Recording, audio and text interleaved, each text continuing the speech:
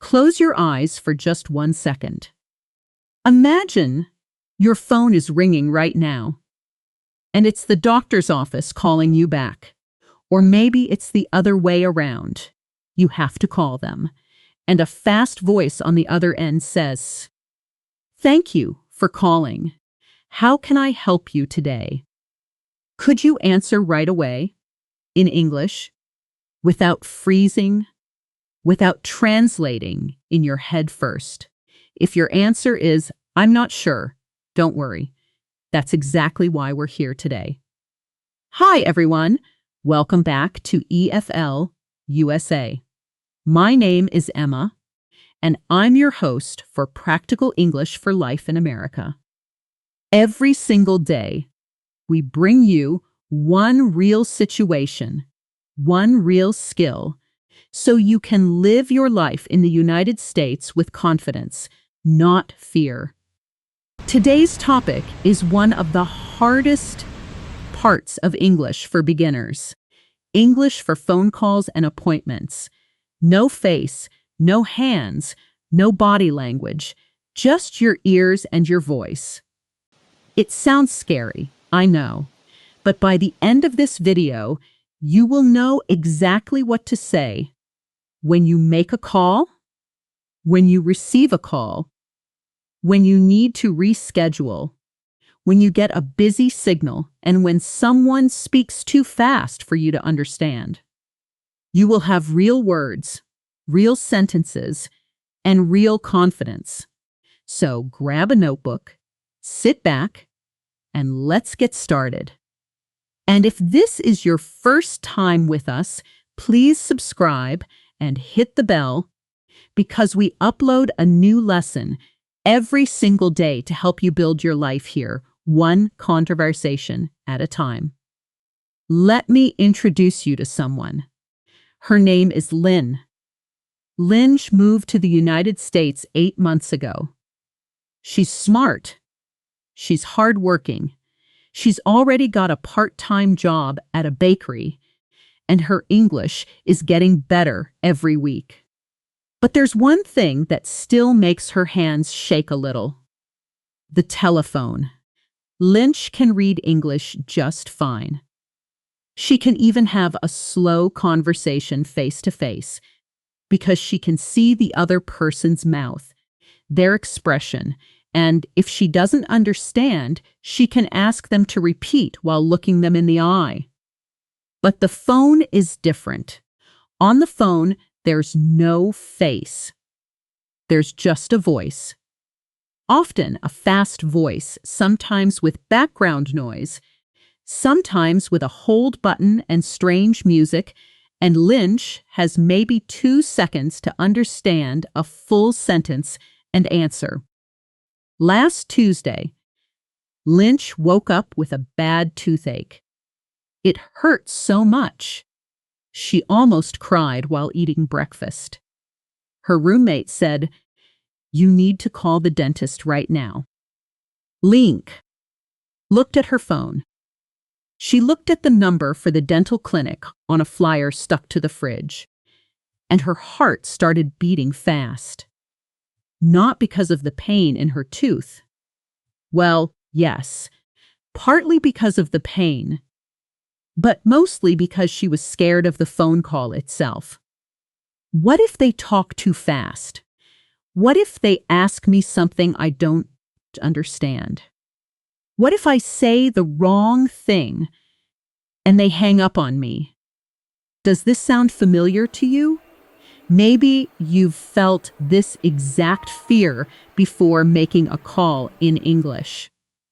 Maybe you've let the phone ring and ring because you weren't ready to answer.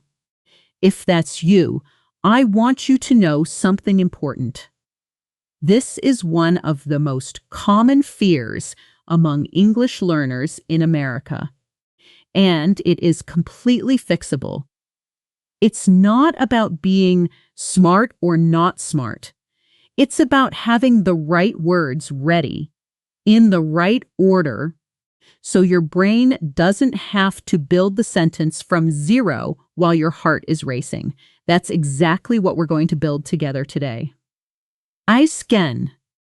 Let's go back to Lynn Niche for a second, because her story is going to guide us through this whole lesson, and you'll see exactly how she turns her fear into confidence, step by step, using the exact phrases you're about to learn. Lynch took a deep breath. She remembered something her English teacher told her once. You don't need perfect grammar on the phone. You need 3 things: a clear opening sentence, the important information, and the ability to ask someone to repeat if you don't understand. So she wrote down a few words on a sticky note before dialing. Learn those words together right now, the same way Lynch did, so that next time you'll already have them ready in your mind. Let's start with the first small group of words. Remember, we always do this the same way. First, you hear the word. Then you repeat it after me. Then I'll give you a very simple meaning. Then 2 real examples, and then you make your own sentence. This is how your brain builds real muscle memory, not just book knowledge. Word number 1, appointment. Listen, appointment. Now you repeat after me. Appointment. Good. An appointment means a planned time to meet someone, like a doctor, a dentist, or a hairdresser. It's not a random visit. It's a specific time that both people agree on. For example, I have an appointment with the dentist at 3 o'clock. Another example, can I make an appointment for next Monday? Now it's your turn. Try to make one sentence with the word appointment. Say it out loud, right now, even if it's simple. Good job. Word number 2, reschedule. Listen, reschedule. Repeat after me, reschedule. This word means to change the time or date of something you already planned. For example, I need to reschedule my appointment to Friday. Another example, can we reschedule the call for tomorrow morning? Now you try. Make your own sentence using reschedule. Perfect. Word number 3, confirm. Listen, confirm. Repeat after me, confirm. Confirm means to say, yes, this is correct, or to make sure something is true and settled. For example, I'm calling to confirm my appointment for 2 o'clock. Another example, can you confirm the date for me, please? Now you try it.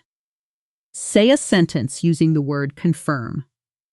Word number 4, hold the line. Listen, hold the line. Repeat after me, hold the line. This phrase means to wait on the phone without hanging up, usually because someone is checking information or transferring your call. For example, please hold the line for 1 moment. Another example, can you hold the line while I check the schedule? Now you try it. Make your own sentence. Word number 5, voicemail. Listen, voicemail. Repeat after me. Voicemail. Voicemail is a recorded message you leave when nobody answers the phone. For example, nobody answered, so I left a voicemail. Another example, please leave a voicemail after the tone.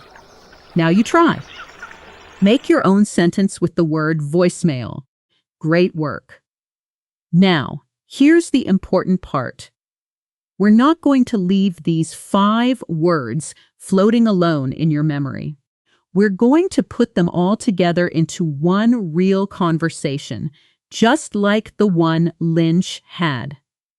Listen carefully first, then we'll shadow it together, sentence by sentence.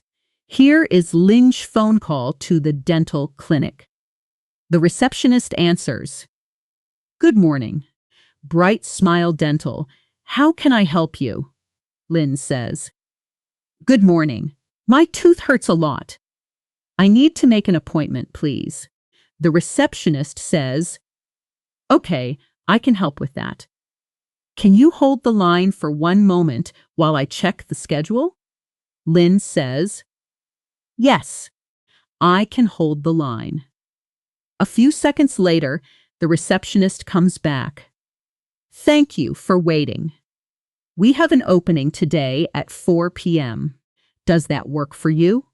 Lynn says, "Yes, 4 p.m. works for me."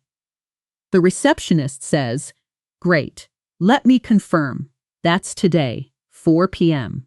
for a toothache. Is that correct?" Lynch says, "Yes, that's correct. Thank you." The receptionist says, "Perfect. We'll see you then. If anything changes, please call us to reschedule." Lynch says, "Okay, thank you very much. Goodbye." Did you catch all of that?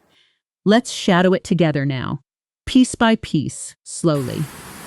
Repeat after me. Good morning. I need to make an appointment, please. Again. Good morning. I need to make an appointment, please. Now this one. Can you hold the line for one moment? Repeat. Can you hold the line for one moment? Now this. Yes, that's correct. Thank you. Repeat. Yes, that's correct. Thank you. Wonderful. Notice something. Lynch didn't need fancy words. She used simple, clear sentences, and she stayed calm, even when she didn't fully understand every single word. The receptionist said, "That's the real secret to phone calls in English. You don't need to understand 100% of what you hear. You need to understand enough to respond, and you need the courage to ask again if you're lost." Speaking of asking again, this brings us to something incredibly important, maybe the most important skill in this entire video. What to do when you don't understand what someone said on the phone. This happens to everyone, even advanced English learners, even people who have lived in America for years. So let's arm you with the exact phrases you need. The emergency toolkit for phone calls. Let's learn our next group of words following the same pattern. Ready? Phrase number 1. Could you repeat that, please? Listen, could you repeat that, please? Repeat after me. Could you repeat that, please? This simple sentence is polite and clear, and almost every American will slow down immediately when they hear it. For example, "I'm sorry, could you repeat that, please?" Another example, "Could you repeat that a little slower, please?" Now you try. Say it out loud. Phrase number 2. Could you spell that for me? Listen, could you spell that for me? Repeat after me. Could you spell that for me? This is extremely useful for names, addresses, and confirmation numbers because letters are much easier to catch one by one than a fast, blended word. For example, could you spell that for me, please? Another example, could you spell your last name for me? Now you try it. Phrase number 3. I'm sorry. I didn't catch that. Listen, I'm sorry. I didn't catch that. Repeat after me. I'm sorry. I didn't catch that. Catch here doesn't mean catching a ball. It means hearing and understanding something. For example, I'm sorry, I didn't catch that. Could you say it again? Another example, I'm sorry, I didn't catch your name. Now you try it. Make a sentence. Phrase number 4. Can you speak a little slower, please? Listen, can you speak a little slower, please? Repeat after me. Can you speak a little slower, please? This is one of the most powerful sentences you can say on a phone call. Nobody will be upset with you for asking this. In fact, most people are happy to help. For example, I'm still learning English. Can you speak a little slower, please? Another example. Can you speak a little slower? I want to write this down. Phrase number 5. Let me write that down. Listen. Let me write that down. Repeat after me. Let me write that down. This buys you a few seconds and shows the other person that you're taking the information seriously. For example, let me write that down. One moment, please. Another example. Sorry, let me write that down so I don't forget. Now you try it. Now let's put these emergency phrases into a real situation because context makes everything stick better in your memory. Let's meet Lynch again, but this time in a different, harder moment. A week after her toothache, Lynn had a new challenge. She needed to call her internet company because her bill looked wrong. It was higher than usual, and she didn't know why.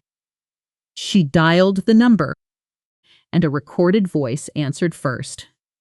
Thank you for calling Speedy Internet Services. Your call is important to us. Please hold the line, and a representative will be with you shortly. Lynch waited. Music played. 2 minutes passed. Then, finally, a real person spoke, very fast. Hi. Thanks for holding. This is Marcus. Can I get your account number and the reason for your call today? Lynn's brain froze for a second. The man spoke so fast, and there were 2 questions in one sentence. But instead of panicking, she remembered her toolkit. She said, I'm sorry. Could you repeat that, please? A little slower? Marcus said, more slowly this time. No problem. Can I get your account number? And what's the reason for your call? Lynn answered. Yes, one moment. Let me find it. My account number is... Okay, I don't understand why my bill is higher this month. Marcus said. Okay, let me look into that for you. Can you spell your last name for me? Lynn said. Yes, N as in Nancy, G as in George, U as in umbrella, Y as in yellow, E as in echo, N as in Nancy. Marcus said, Got it, Nguyen. Thank you. Give me one moment to check your account. See how Lynch handled it? She didn't understand everything at first, and that's completely fine. She used, Could you repeat that, please? To get a second chance, and she used spelling to make sure her name was correct. This is exactly the kind of real, sometimes uncomfortable moment that most English lessons never show you. But it's the moment you'll actually face in real life, and now you know exactly how to survive it. Let's shadow this conversation together. Repeat after me. I'm sorry, could you repeat that, please? A little slower? Again, I'm sorry, could you repeat that, please? A little slower? Now this one.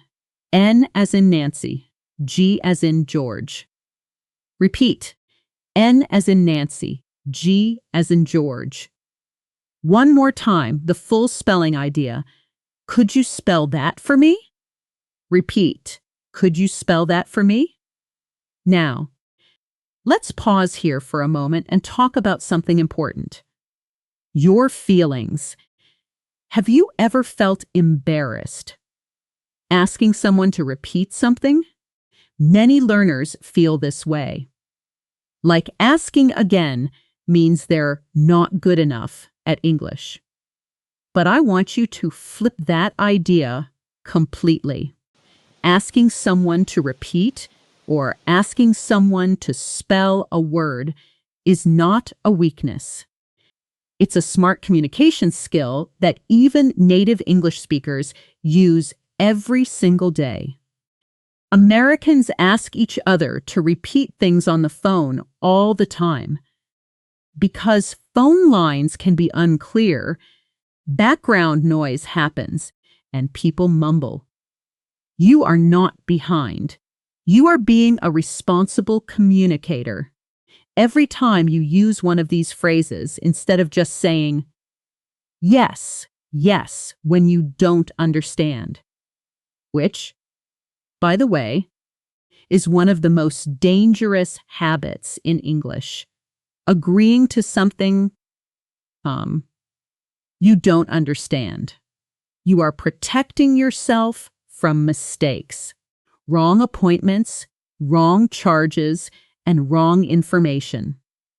Now, let's continue Lynch's story, because there's more to learn from what happened next with her internet bill. Marcus came back on the line after checking. He said, "Okay, I see the issue. There was an extra charge for equipment rental last month. Would you like me to remove it, or would you like to keep the equipment?" Lynn understood most of this, but she wanted to be sure. So she said, "Let me write that down. So there's a charge for equipment rental and I can remove it. Is that correct?" Marcus said, "That's correct." Lynn said, "Okay, please remove it." Marcus said, "All right, I've removed the charge. Is there anything else I can help you with today?" Lynn said, "No, that's all. Thank you very much for your help." Marcus said, "You're welcome. Have a great day." Lynch said, "You too. Goodbye." Notice how Lynch used "let me write that down," not just to buy time, but also to repeat the information back and confirm it was correct. This is an incredibly powerful technique for phone calls, repeating information back in your own words. It does two things. It helps you understand better, and it prevents mistakes. Let's practice this specific pattern right now because I want it to become automatic for you. Here's the pattern. So, plus the information, plus is that correct? For example, if someone says your appointment is on Thursday at 10 a.m., you say, "So, my appointment is Thursday at 10 a.m. Is that correct? Let's practice a few of these together. I'll give you information, and you try to build the confirming sentence in your head. Then I'll show you the correct version. Situation 1.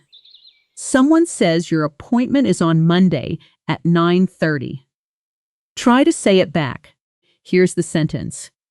"So, my appointment is Monday at 9:30. Is that correct?" Repeat after me. "So, my appointment is Monday at 9:30. Is that correct?" Situation 2. Someone says the total cost is $45. Try to say it back. Here's the sentence. "So, the total cost is $45. Is that correct?" Repeat after me. "So, the total cost is $45.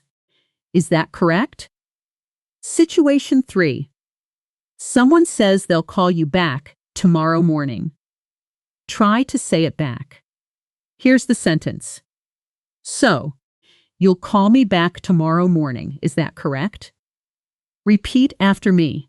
So, you'll call me back tomorrow morning. Is that correct? This one small pattern, repeating information back with, is that correct? Will save you from so many misunderstandings in real American life. Wrong medicine dosages, wrong appointment times.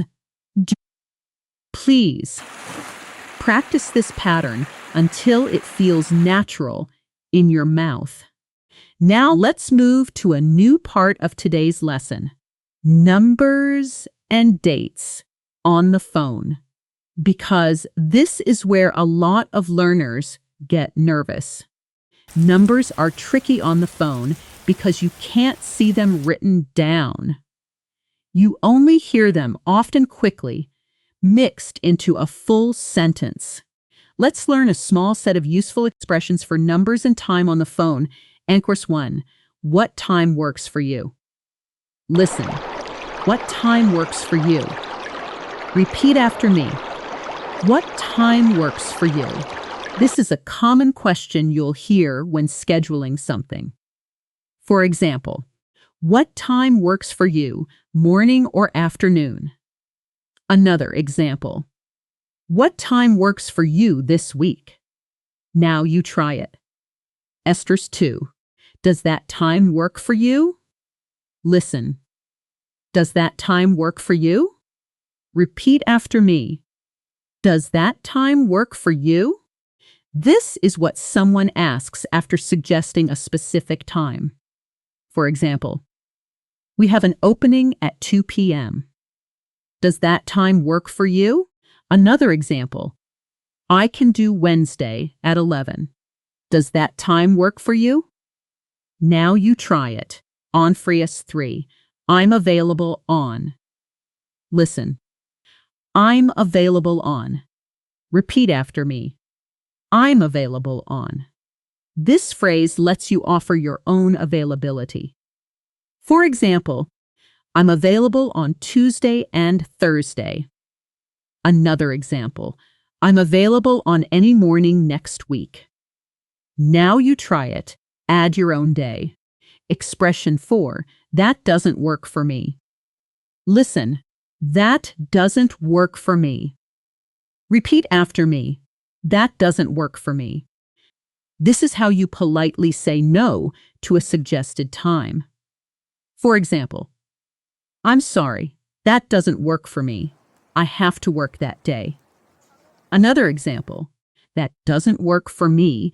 Do you have anything later in the day? Now you try it. Enters 5. Do you have anything else available? Listen. Do you have anything else available? Repeat after me. Do you have anything else available? This is how you ask for a different option. For example, that doesn't work for me. Do you have anything else available? Another example. Do you have anything else available next week? Now you try it. Let's put all of these into a scene. Imagine Lynch needs to schedule an appointment at the DMV, the place where Americans get their driver's license. Because she needs to renew her ID, she calls, and after waiting on hold, someone finally answers. The worker says, DMV appointments, how can I help you? Lynch says, Hi, I need to schedule an appointment to renew my ID. The worker says, Sure, let me check. We have an opening on Tuesday at 9 a.m. Does that time work for you? Lynch thinks for a second, because she works on Tuesday mornings, so she says, I'm sorry, that doesn't work for me. I have to work that day. Do you have anything else available? The worker says, Let me check. We have Thursday at 1 p.m. Lynn says, What about later in the afternoon? I'm available on Thursday, but only after 3 p.m. The worker says, okay, we have 3:30 p.m. on Thursday. Lynch says, so my appointment is Thursday at 3:30 p.m. Is that correct? The worker says, that's correct. Lynch says, great, thank you so much. Do you see how Lynn used almost every single phrase we just learned in one short, natural conversation? This is exactly what happens in real life. These expressions blend together naturally once you know them. Let's shadow this conversation together one more time. A bit faster this time, like real speech. Repeat after me. Does that time work for you? Again, does that time work for you? Now, that doesn't work for me. Again, that doesn't work for me. Now, I'm available on Thursday after 3 p.m. Again, I'm available on Thursday after 3 p.m. You're doing wonderful work today.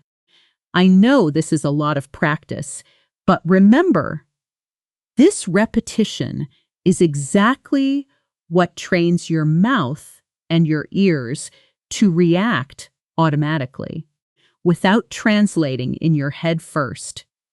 That automatic reaction is the real goal of everything we do in this lesson. Now, let's talk about something that surprises a lot of newcomers. Phone menus.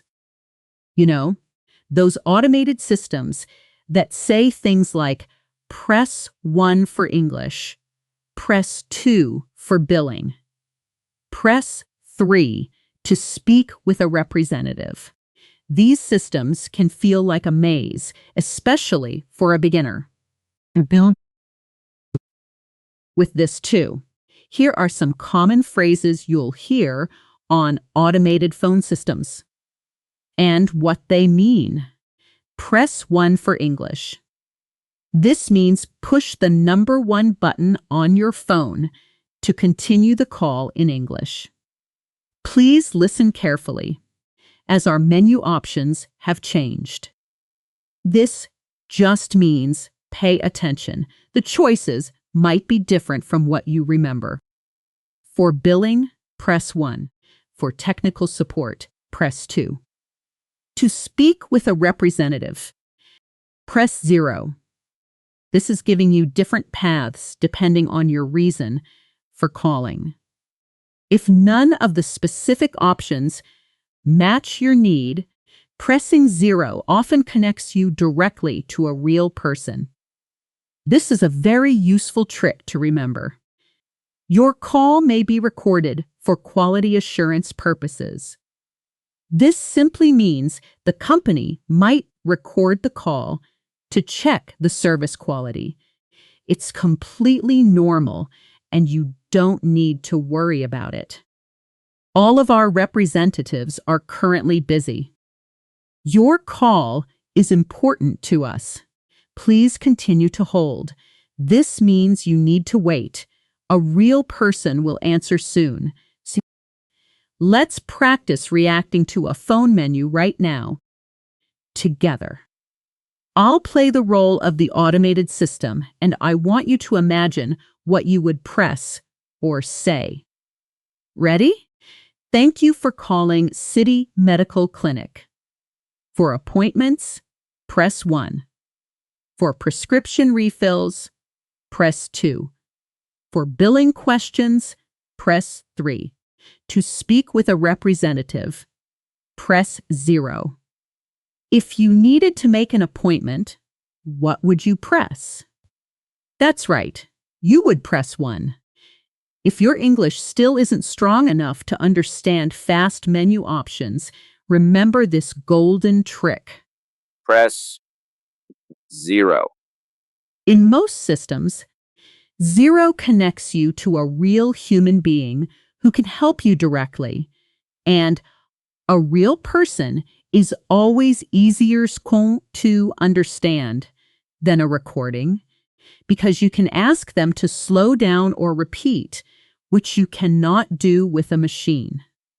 Now, let's return to Lynn's world for one more important story, because this next situation is one that many people fear the most.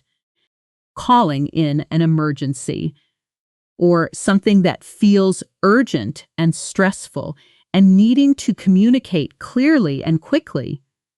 One evening, Lynn's roommate, Sarah, slipped on the kitchen floor and hurt her ankle badly. It wasn't a life-threatening emergency, but the pain was severe, and they needed advice quickly. Lynn's hands were shaking as she picked up the phone to call the nurse hotline that was printed on Sarah's insurance card. Her heart was pounding. This wasn't a simple appointment call. This felt urgent, and Lynch was scared she wouldn't be able to explain the situation clearly in English under pressure. She took a breath and dialed. A calm voice answered, "Nurse hotline, this is Denise. What's going on?" Lynn said, speaking a little faster than usual because of the stress. "Hi, my roommate fell down and hurt her ankle. It's swelling a lot and she can't put weight on it." Denise said, "Okay, I understand. Let's figure this out together. On a scale of 1 to 10, how much pain is she in?" Lynn turned to Sarah and asked her, then said, "She says about 8. Denise said, "Okay. Can she move her toes?" Lynn checked and said, "Yes, she can move her toes." Denise said, "That's a good sign. Is the ankle very discolored, like dark purple or black?" Lynn looked and said, "No, it's red and a little swollen, not dark." Denise said, "Okay, based on what you're describing, I recommend an ice pack, keeping the ankle elevated. And if the pain doesn't improve in the next few hours, or if it gets worse, please go to urgent care." "Do you understand what I've said so far?" Lynn said, "Yes, ice pack, keep it up high, and go to urgent care if it gets worse." Denise said, "Perfect. That's exactly right. Is there anything else I can help with?" Lynn said, "No, thank you so much for your help." I want you to notice something powerful in this story. Even in a stressful moment, Lynch didn't need perfect English. She used simple, direct sentences. "My roommate fell down and hurt her ankle. She says about 8. Yes, she can move her toes." Short, clear, true sentences. And when Denise gave instructions, Lynch repeated them back to confirm understanding. The same pattern we practiced earlier. This is proof that the tools you're learning today work not just for simple, calm appointments, but for real, stressful, important moments too. Let's shadow a few lines from this emergency call, because this vocabulary is worth knowing well, even if you hope you never need it. Repeat after me. My roommate fell down and hurt her ankle. Again. My roommate fell down and hurt her ankle. Now this, it's swelling a lot and she can't put weight on it. Again. It's swelling a lot and she can't put weight on it. Now this, on a scale of 1 to 10. Repeat, on a scale of 1 to 10.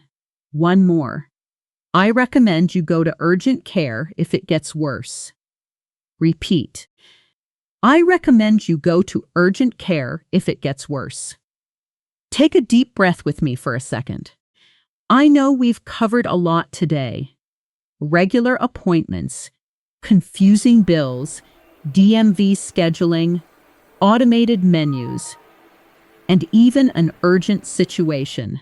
This is a lot of real-life English, packed into one lesson exactly the way real life packs situations into your day without warning. But here's something beautiful about what you just did. You didn't just listen passively.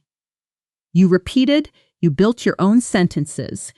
You imagined yourself in Lynn's shoes. That is exactly how real learning happens. Not by reading a textbook silently, but by using your voice, your ears, and your imagination together. Now, let's move into the final part of today's lesson. A fast pattern drill. This is where we take everything we've built and turn it into quick reflexes.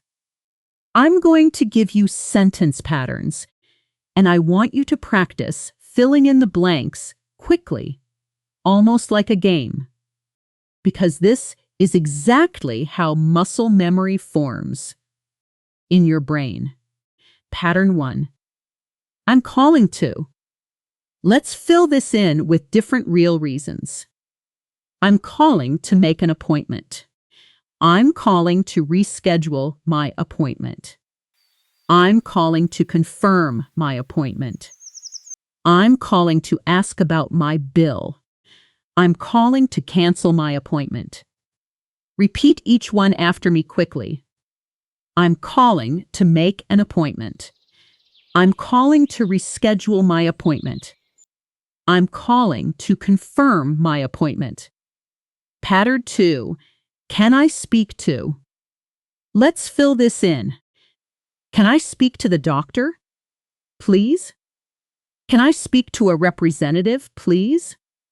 Can I speak to someone in billing, please? Can I speak to the manager, please? Repeat after me. Can I speak to the doctor, please? Can I speak to a representative, please? Can I speak to someone in billing, please?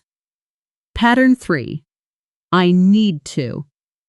Let's fill this in. I need to change my appointment. I need to update my phone number. I need to check my balance. I need to ask a question about my order. Repeat after me. I need to change my appointment.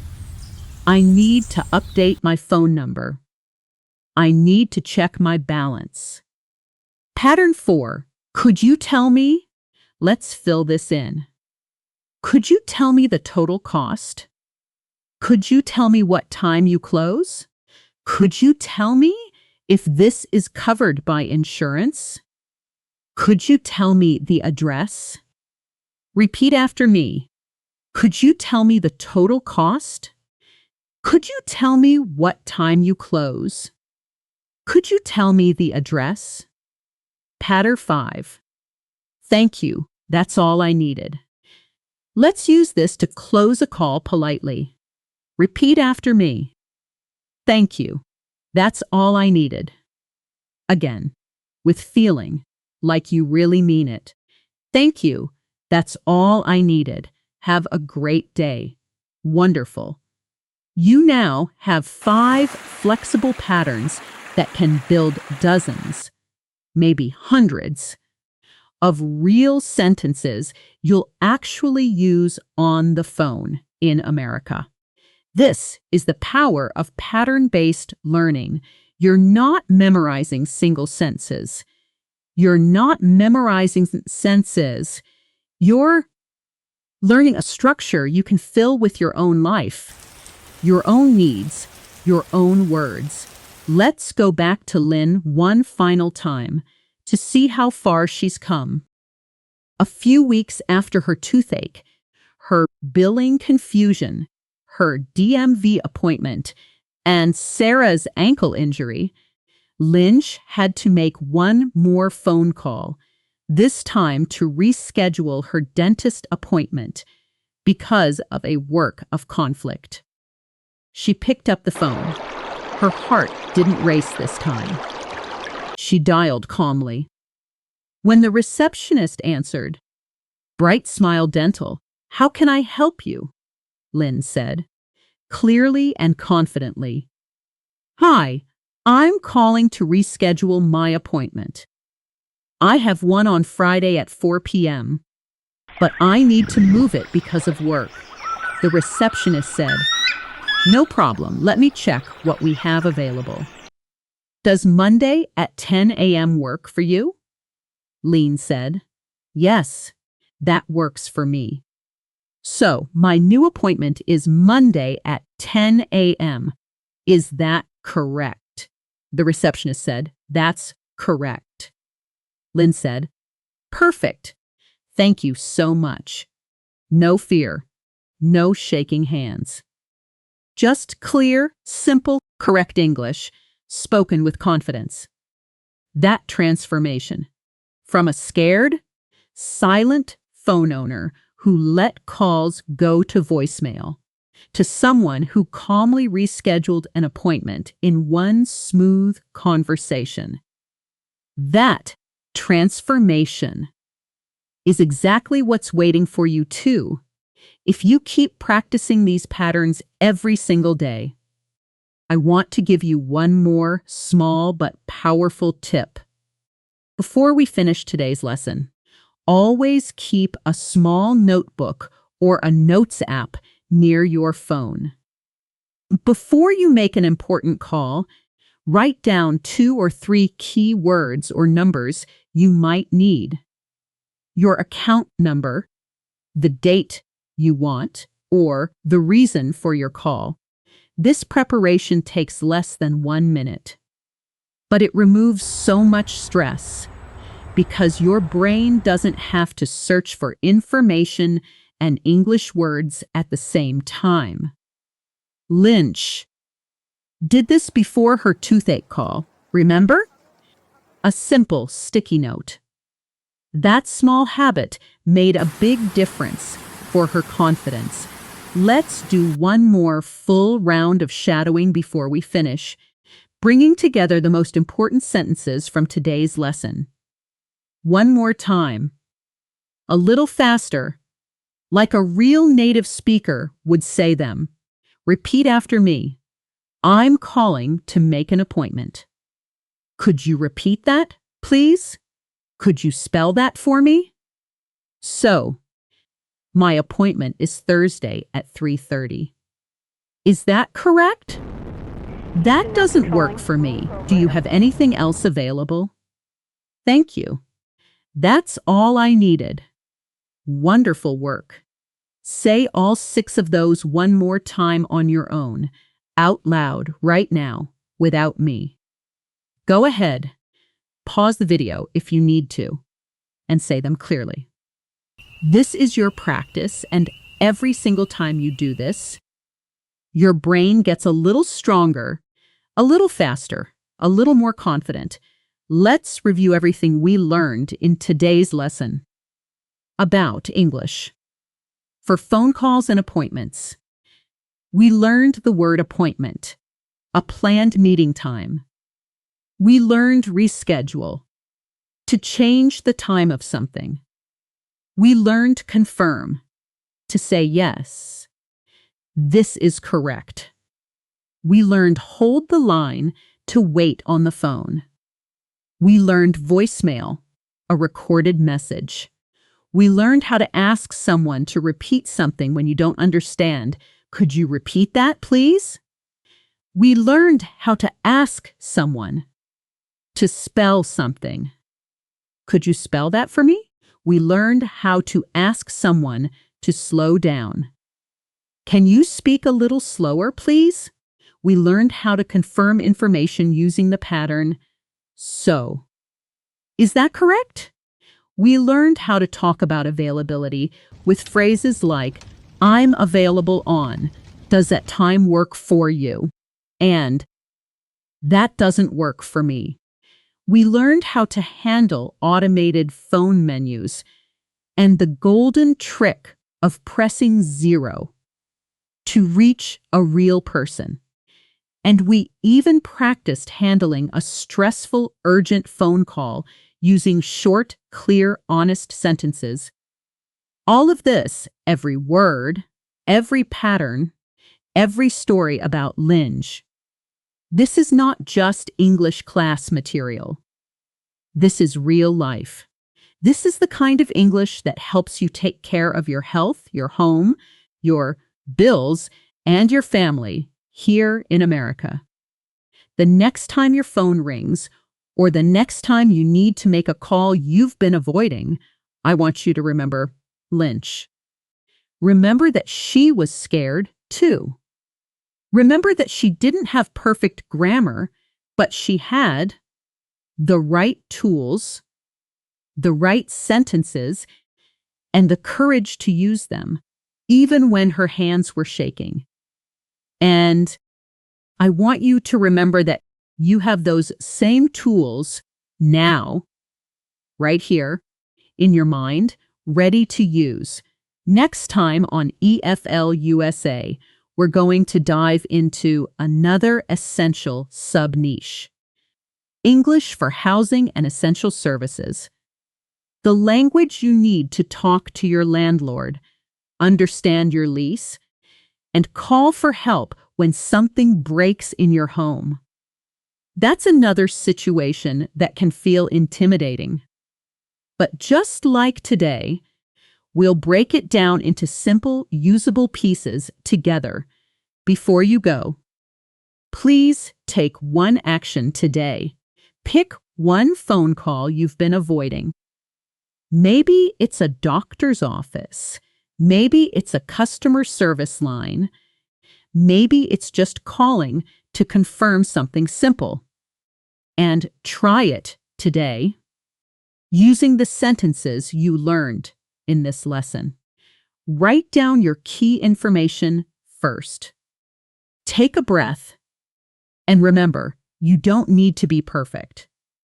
You just need to be clear, and you now have everything you need to be clear. Thank you so much for spending this time with me today.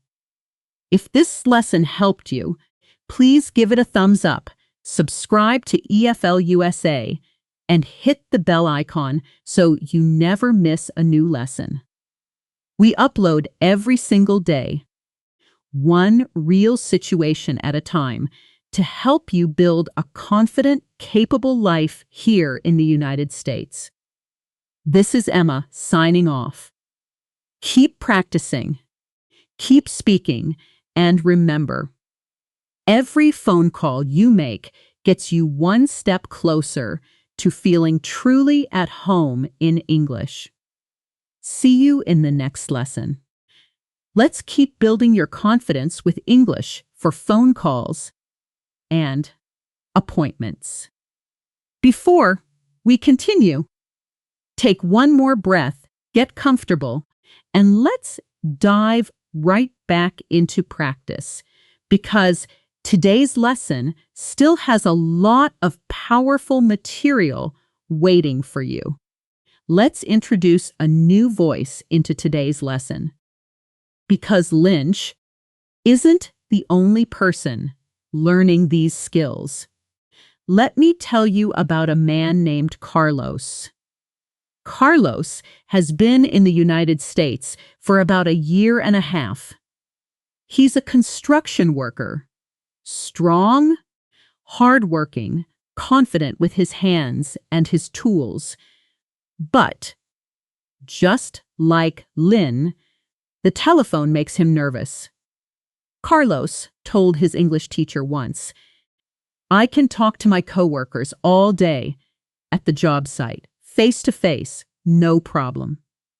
But when the phone rings and I don't know who it is, my stomach drops." This is so common, and I want you to know, wherever you are in your English journey, this feeling is temporary. It changes with practice, and that's exactly what we're doing today. Carlos's story starts on a rainy Monday morning.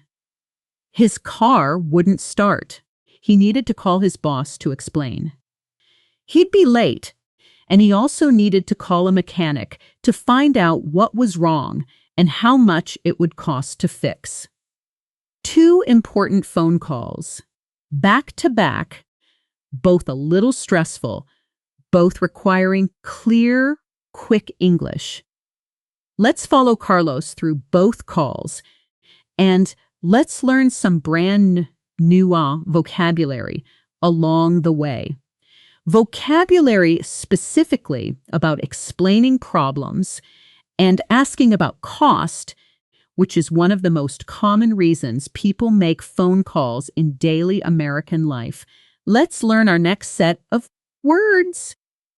Daily and again, using the same method as before. Listen, repeat, simple meaning, 2 examples. Then you build your own sentence. Word number 1, running late. Listen, running late. Repeat after me. Running late. This phrase means you will arrive after the expected time. For example, I'm running late because of traffic. Another example, sorry, I'm running late. I'll be there in 10 minutes. Now you try. Make your own sentence using running late. Word number 2, estimate. Listen, estimate. Repeat after me. Estimate. An estimate is an approximate price or amount before the final cost is known. For example, can you give me an estimate for the repair? Another example, the mechanic gave me an estimate of $200. Now you try it. Make a sentence with estimate. Word number 3, diagnose. Listen, diagnose. Repeat after me. Diagnose. This word means to find out exactly what the problem is. For example, the doctor needs to diagnose the issue first. Another example, we can't diagnose the car problem over the phone. You'll need to bring it in. Now you try it. Word number 4, drop off. Listen, drop off. Repeat after me. Drop off. This phrasal verb means to bring something somewhere and leave it there. For example, can I drop off the car this afternoon? Another example, I need to drop off some documents at the office. Now you try it. Make your own sentence. Word number 5, pick up. Listen, pick up. Repeat after me. Pick up. This means to go somewhere to collect something or someone. For example, what time can I pick up the car? Another example, I'll pick up my prescription after work. Now you try it. Let's put these into Carlos's first phone call to his boss. His boss's name is Mr. Hendricks. The phone rings. Mr. Hendricks answers. Hendricks Construction, this is Dave. Carlos says, hi, Dave. This is Carlos. My car won't start, so I'm running late this morning.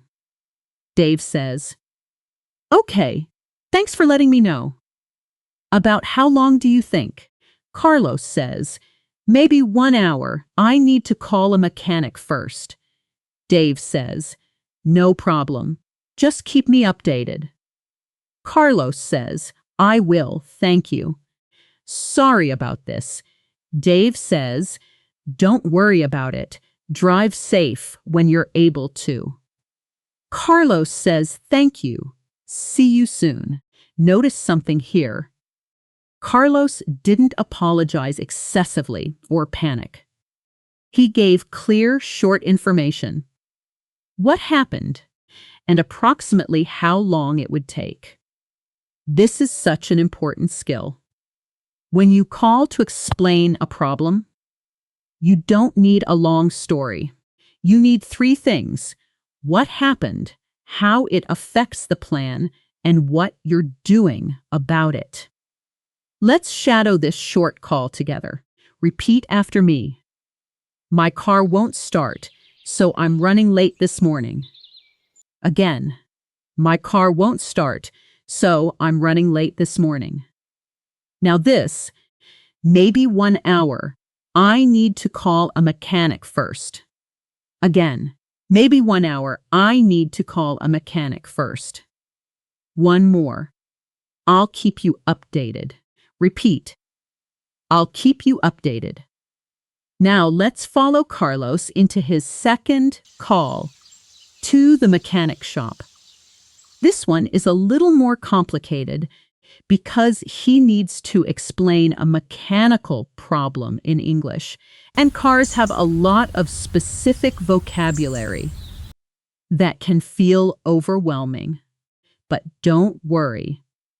Carlos doesn't need to know every technical word. He just needs to describe what he hears and feels in simple language and let the expert do the technical work. The mechanic answers, "Fast Fix Auto, how can I help you?" Carlos says, "Hi, my car won't start this morning. When I turn the key, I just hear a clicking sound." The mechanic says, "Okay, that sounds like it could be the battery. Do you have a way to bring it in, or do you need a tow?" Carlos says, "I'm sorry. What does tow mean?" The mechanic says, "Oh, sorry. A tow means we send a truck to pull your car here because it can't drive on its own." Carlos says, "Oh, I understand now. I think a friend can help me push it. Actually, it's in my driveway. Maybe I don't need a tow." The mechanic says, "Okay, if you can get it here another way, that works too. When you drop it off, we'll take a look and diagnose the issue." Carlos says, "Okay, can you give me an estimate for a new battery? Just in case." The mechanic says, "Sure, a new battery is usually around $150, but we won't know for certain until we check it." Carlos says, "That's helpful, thank you. What time can I drop it off today?" The mechanic says, "We're open until 6 p.m., so any time before 5:30 is fine." Carlos says, "Great. I'll drop it off around 2 p.m. What time can I pick it up?" The mechanic says, "If it's just the battery, it should be ready the same day, probably by 4 or 5. Carlos says, "Perfect. Thank you so much for your help." This is a beautiful example of something we haven't focused on yet today. What to do when you don't understand a word the other person used, not just when they speak too fast. Notice Carlos didn't panic or pretend to understand tow. He simply asked, "I'm sorry, what does tow mean?" And the mechanic explained it kindly. This is such an important lesson. Americans, in general, are happy to explain a word if you ask politely. Nobody will judge you for not knowing one word. In fact, asking shows respect for clear communication, and it prevents a much bigger misunderstanding later. Let's learn this specific phrase properly, because it's incredibly useful. Maybe one of the most useful phrases in this entire lesson. Phrase. What does that mean? Or what does word mean? Listen. What does that mean? Repeat after me. What does that mean? For example, I'm sorry. What does estimate mean? Another example. What does tow mean exactly? Now you try it. Pick any word you're not sure about and ask what it means. Out loud right now. Let's shadow more of Carlos's call because there's rich, useful English here. Repeat after me. When I turn the key, I just hear a clicking sound. Again. When I turn the key, I just hear a clicking sound. Now this, I'm sorry, what does tau mean? Again. I'm sorry, what does tau mean? Now this, can you give me an estimate for a new battery, just in case? Again. Can you give me an estimate for a new battery, just in case? One more. What time can I drop it off today? Repeat. What time can I drop it off today? You're doing fantastic work. Let's take a short pause here and talk about something encouraging. Notice that in both of Carlos's phone calls today, he was not perfect. He asked questions. He needed a definition explained to him. He used simple sentences instead of complicated ones, and both calls were completely successful. His boss understood the situation, and the mechanic scheduled his repair. This is proof, real, living proof, that you don't need flawless English to handle real life in America. You need clear communication, patience with yourself, and the willingness to ask when you're unsure. That's it. That truly is the whole secret. Now, let's move to another very common phone situation that many people find stressful. Calling to make a complaint or to fix a mistake, like a wrong charge, a wrong order, or a mistake in an appointment. This requires a slightly different tone, polite, but firm and clear, because you need to advocate for yourself. Let's learn a few key phrases for this situation. Phrase 1. I think there's a mistake. Listen. I think there's a mistake. Repeat after me. I think there's a mistake. This is a polite, non-aggressive way to point out a problem. For example, I think there's a mistake on my bill. Another example, I think there's a mistake with my order. I only received one item instead of two. Now you try it. Phrase 2. That's not what I ordered. That's not what we agreed on. Listen, that's not what I ordered. Repeat after me. That's not what I ordered. For example, that's not what I ordered. I asked for the small size. Another example. That's not what we agreed on during my last call. Now you try it. Phrase 3. Can you look into this for me? Listen, can you look into this for me?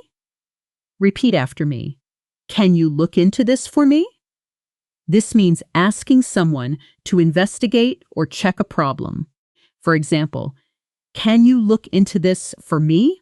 I was charged twice. Another example, can you look into this for me before I make a payment?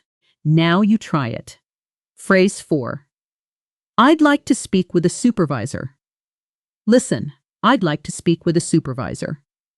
Repeat after me. I'd like to speak with a supervisor. This is a firm, polite way to ask for more help when the first person cannot solve your problem. For example, I understand, but I'd like to speak with a supervisor, please. Another example, if this can't be resolved, I'd like to speak with a supervisor. Now you try it. Phrase 5. I appreciate your help, but this still isn't resolved. Listen, I appreciate your help, but this still isn't resolved. Repeat after me. I appreciate your help, but this still isn't resolved. This phrase is polite, but shows that you still need more assistance. For example, I appreciate your help, but this still isn't resolved. Can we try something else? Now, You try it.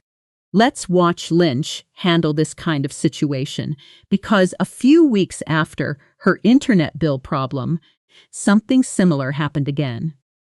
But this time it was more complicated, and she needed to be a little more assertive. Lynch received a message that a package she ordered, a winter coat, never arrived. Even though the tracking said delivered, she called the company's customer service. The representative answered, "Thank you for calling Warmwear Customer Service. This is Angela. How can I help you?" Lynn said. "Hi, Angela. I think there's a mistake. My tracking says my package was delivered yesterday, but I never received it." Angela said, "I'm sorry to hear that. Let me look into this for you." "Can I get your order number?" Lynn said. "Yes, it's 447892. Angela said, "Thank you. I see the delivery confirmation here. It says it was left at the front door." Lynch said, "That's strange. I checked my front door and my mailbox, and there's nothing there. Can you look into this for me? Maybe check with the delivery driver?" Angela said, "I understand your frustration. Unfortunately, once it shows as delivered, there's not much I can do on my end." Ling said, staying calm but firm, "I appreciate your help, but this still isn't resolved. I paid for this coat and I don't have it. I'd like to speak with a supervisor, please." Angela said, "Of course. One moment, please. Let me transfer you." A moment later, a new voice answered. "Hi, this is Robert. I'm a supervisor here. I understand there's an issue with a missing delivery?" Lynn explained the situation again, briefly and clearly. "Yes, my tracking says delivered, but I never received my package, and Angela wasn't able to resolve it." Robert said, "I'm very sorry about that. Let me file a claim and send you a replacement coat at no extra charge. It should arrive within 5 business days." Lynch said, "Thank you so much. I really appreciate that." This story teaches us something so valuable. Staying calm, polite, but persistent works. Lynn didn't yell. She didn't get angry. She simply repeated her problem clearly, used the phrase, "I appreciate your help, but this still isn't resolved," and asked for a supervisor when the first person couldn't help. That combination, politeness plus persistence, is one of the most powerful communication tools you can carry into any phone call in America, in any language, actually, but especially in English when you're still building confidence. Yeah. Let's shadow this important conversation. Repeat after me. "I think there's a mistake. My tracking says delivered, but I never received it." Again. "I think there's a mistake. My tracking says delivered, but I never received it." Now this, "I appreciate your help, but this still isn't resolved." Again. "I appreciate your help, but this still isn't resolved." One more. "I'd like to speak with a supervisor, please." Repeat. "I'd like to speak with a supervisor, please." Now, let's shift gears and talk about something a little different but equally important, leaving a clear voicemail message.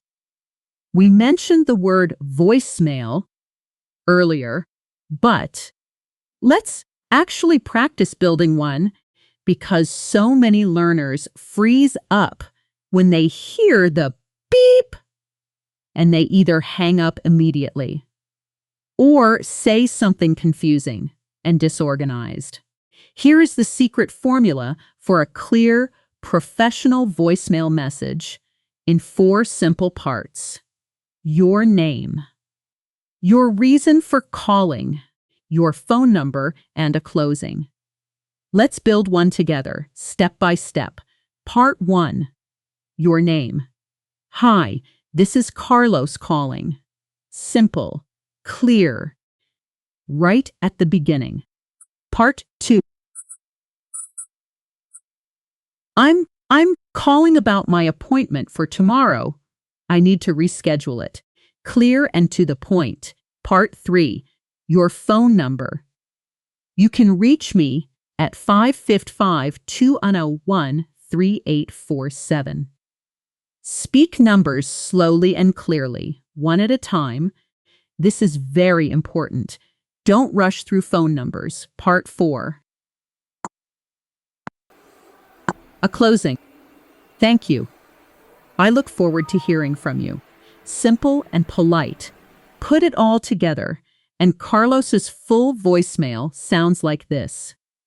Hi, this is Carlos calling. I'm calling about my appointment for tomorrow. I need to reschedule it. You can reach me at 555-201-3847. Thank you. I look forward to hearing from you. Let's shadow this full voicemail message together, because this exact structure will work for almost any voicemail you ever need to leave in America. Repeat after me, piece by piece. Hi, this is Carlos calling. Again. Hi, this is Carlos calling. Now, I'm calling about my appointment for tomorrow. I need to reschedule it. Again. I'm calling about my appointment for tomorrow. I need to reschedule it. Now, the phone number part. Remember to go slowly. You can reach me at 555-201-3847. Again, slowly. You can reach me at 555-201-3847. And finally, thank you. I look forward to hearing from you. Again, thank you. I look forward to hearing from you. Here's a small but very practical tip. Before you make an important call where you might need to leave a voicemail, practice your message once, out loud, by yourself, using this 4-part structure. It only takes 15 seconds, but it removes so much anxiety because if you get the beep, you already know exactly what to say instead of freezing in silence or hanging up in a panic. Which, by the way, almost every English learner has done at least once. So, if that's happened to you, you are absolutely not alone. Now, let's talk about numbers on the phone a bit more deeply, because this is genuinely one of the hardest listening skills in English, even for intermediate learners. Numbers move fast, and small mistakes with numbers can cause real problems. Wrong appointment times, wrong amounts of money, wrong addresses. Here's an important tip. American phone numbers are usually said in a specific rhythm. 3 digits, pause 3 digits, pause 4 digits. For example, 555-201-3847 is said as 555-201-3847. Learning to expect this rhythm helps your brain catch numbers more easily because you know generally how many digits are coming in each little group. Let's practice listening to a few phone numbers and dates. Marat Nifnudi and Diaz, the way you'd hear them in a real call.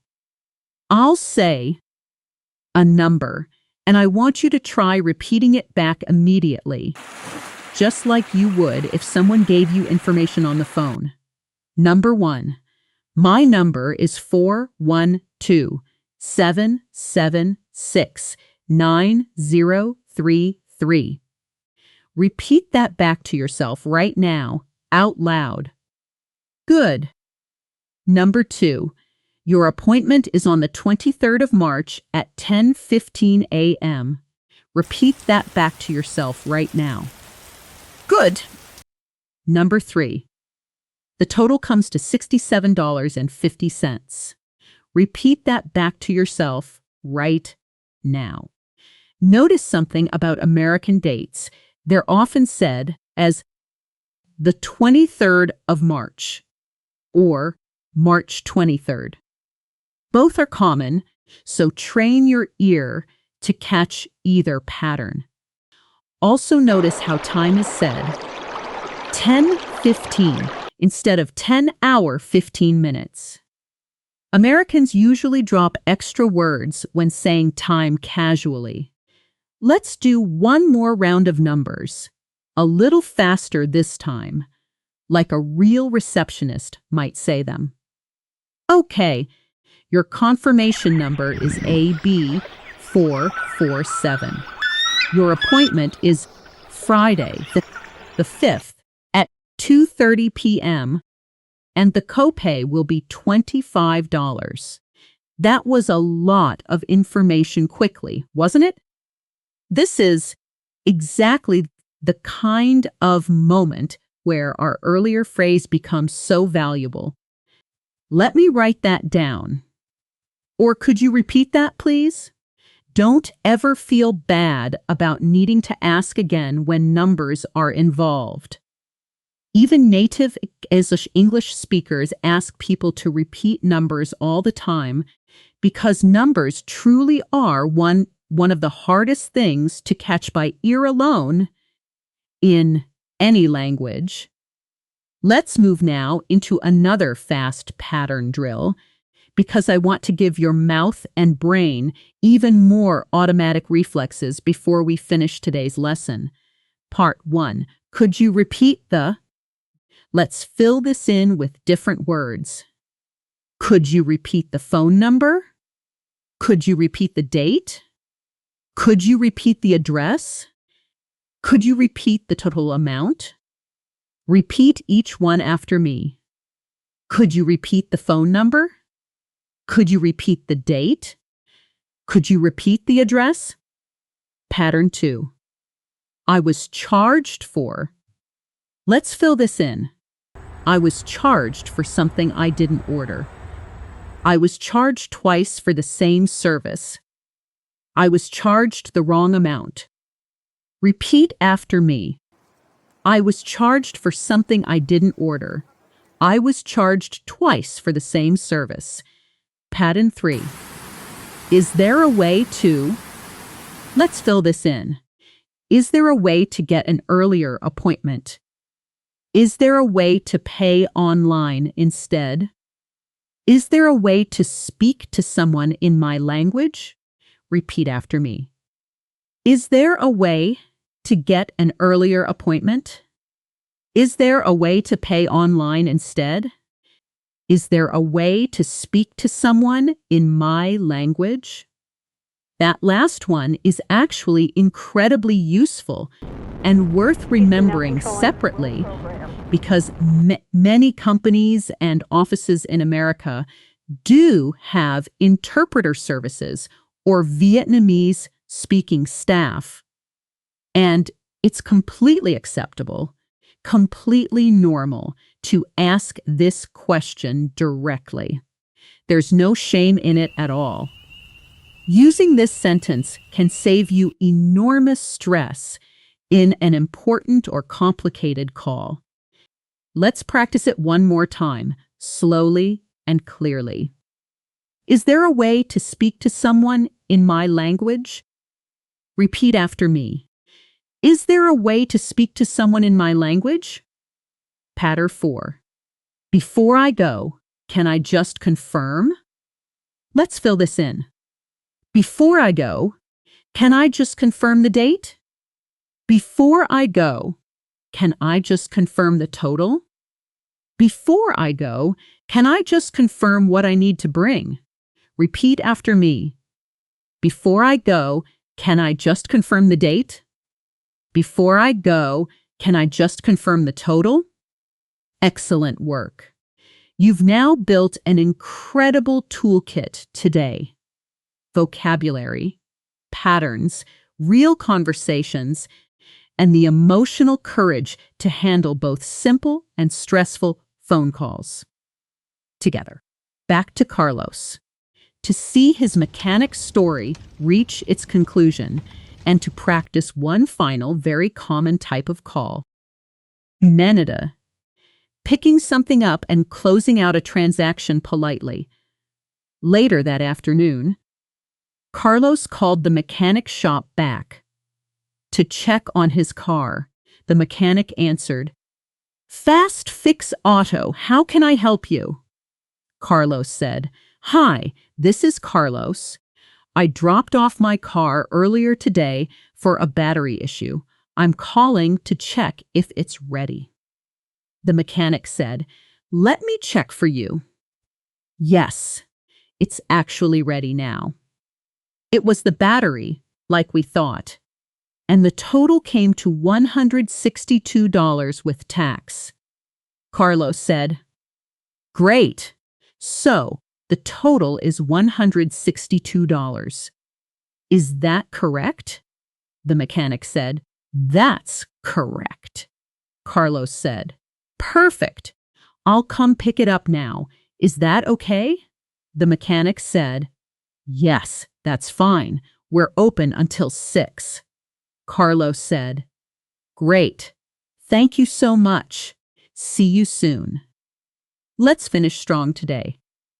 We're in the final stretch of this lesson, and I want to make sure everything comes together into one powerful, complete toolkit for you.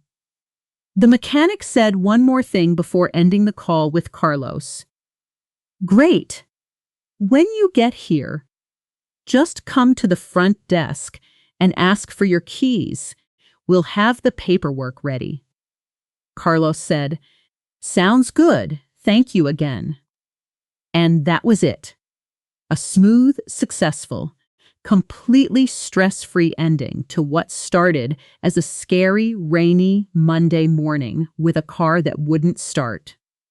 Carlos handled 2 phone calls, explained a mechanical problem he didn't have perfect vocabulary for, asked what a word meant when he didn't understand, confirmed a price, and closed the conversation politely. That's not luck. That's skill. The exact skill you've been building throughout this entire lesson. Now, let's bring Lynn back one final time, because I want to show you something important. How these skills apply not just to solving problems, but to something positive too. Making a simple, happy phone call, because English for phone calls isn't only about stress and emergencies. It's also about everyday life, including good news. A few months after everything we've followed today, Lynn's English had grown so much that she felt comfortable calling to schedule something fun. A hair appointment for a friend's wedding. She called the salon, and the receptionist answered, "Glow Hair Studio, how can I help you?" Lynch said, warmly and easily, "Hi, I'd like to make an appointment for a haircut and blowout, please." The receptionist said, "Of course. Do you have a stylist you prefer, or is anyone okay?" Lynn said, "Anyone is fine. I'm flexible." The receptionist said, "Great. We have an opening this Saturday at 11 a.m. Does that work for you?" Ling said, "Yes, that works perfectly." "So Saturday at 11 a.m., is that correct?" The receptionist said, That's correct. We'll see you then. Lynn said, Wonderful. Thank you so much. See you Saturday. Notice how relaxed, how natural this call sounds compared to Lynch's very first phone call at the beginning of today's lesson. Same structure, same confirming pattern, same politeness. But now it flows easily, without fear, without shaking hands. This is exactly where consistent practice takes you. It doesn't happen in one day, but it happens step by step, call by call, exactly like we've practiced together today. Let's do one final full lesson shadowing round, bringing together the very best sentences from everything we covered today. I'll say each one, and I want you to repeat it back with confidence, like you truly mean it, because you do. You've earned this practice. Repeat after me. I'm calling to make an appointment. Could you repeat that, please? Could you spell that for me? Can you speak a little slower, please?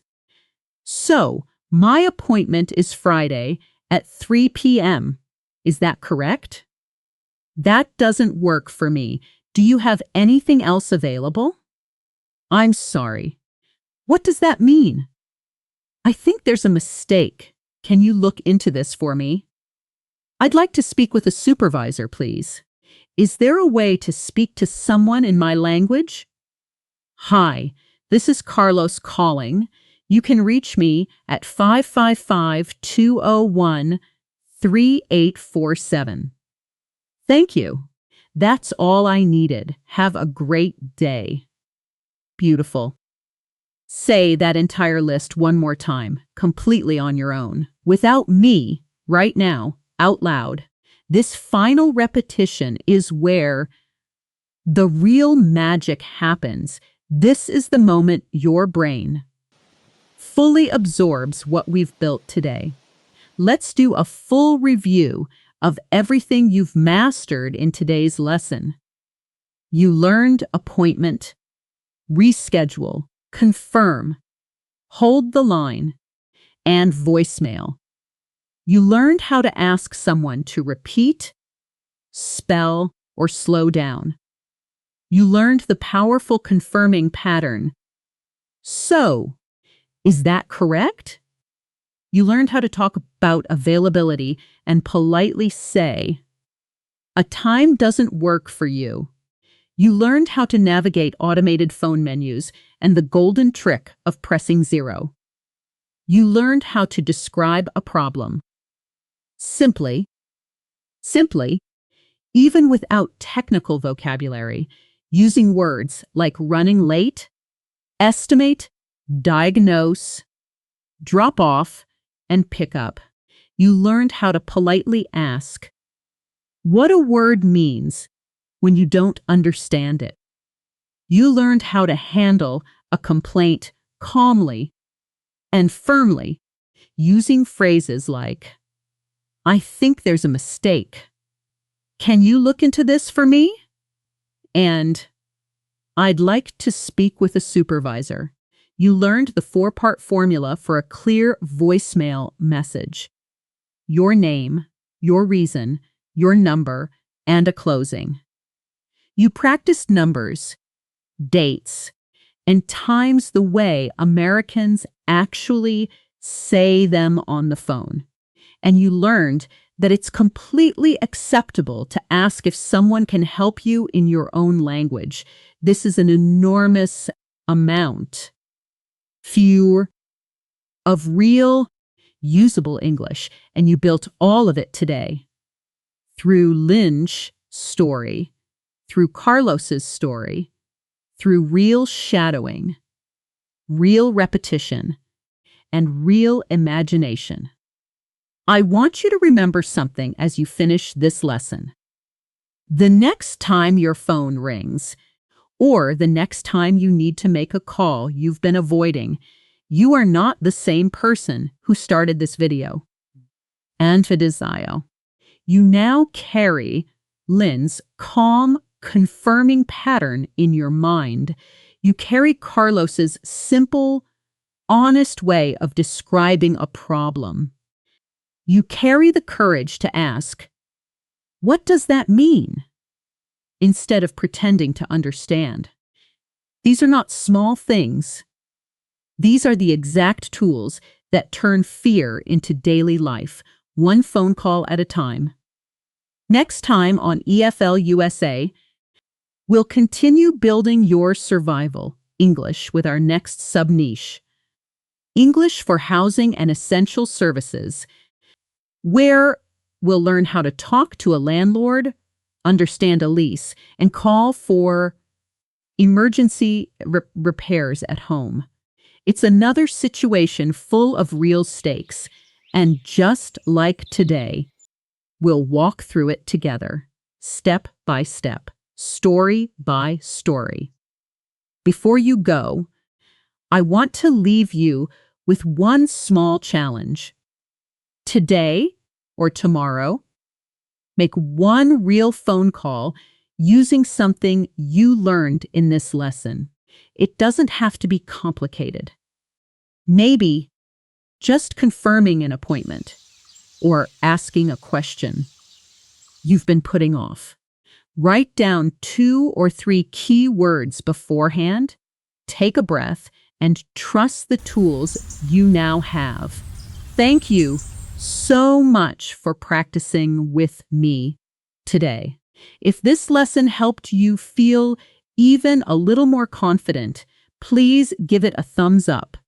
Subscribe to EFL USA and hit the bell icon so you never miss a new lesson, because we upload every single day to help you build a strong, confident life here in America. This is Emma signing off. Keep practicing, keep speaking, and remember, every phone call you make gets you one step closer to feeling truly at home in English. See you in the next lesson.